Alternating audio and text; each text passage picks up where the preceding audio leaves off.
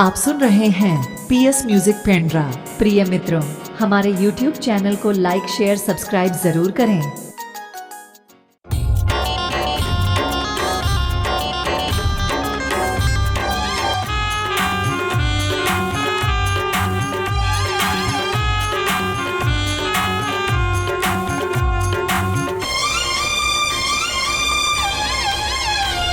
दीवाना दीवाना जबले देखो तोला रानी हो गयो मैं तोर दीवाना।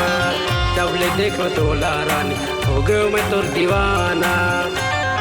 दीवानी दीवानी जबले देखे तोला राजा हो गयो मैं तोर दीवानी। जबले देखे तोला राजा हो गयो मैं तोर दीवानी।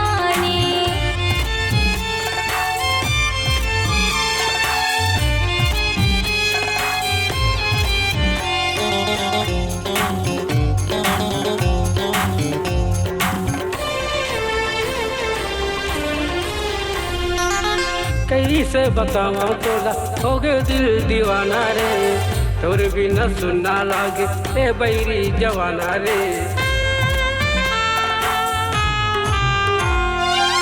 महा दीवानी तोरे कैसे सुनाऊंगा।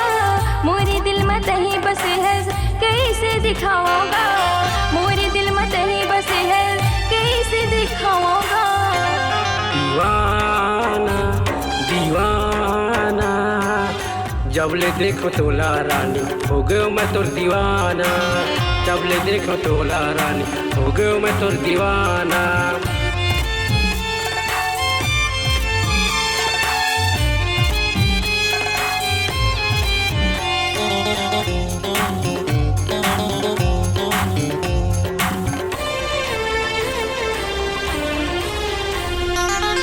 जैसे अगोरत रही थे चंदला चकोर हा।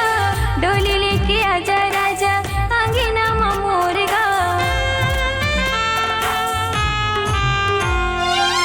सावन है आगे रानी अकेती मैं आहू रे। गढ़वा बाजा लेके आहू संगमा तोला ले जाहू ना। गढ़वा बाजा लेके आहू संगमा तोला ले जाहू ना। दीवानी दीवानी जबले देखे तोला राजा हो गयो मैं तोर दीवानी। जबले देखे तोला राजा हो गयो मैं तोर दीवानी। दीवाना दीवाना जबले देखो तोला रानी हो गयो मैं तोर दीवाना। जबले देखो तोला राजा हो गयो मैं तोर दीवाना। जबले देखो तोला राजा हो गयो मैं तोर दीवाना। जबले देखो तोला राजा हो गयो मैं तोर दीवाना।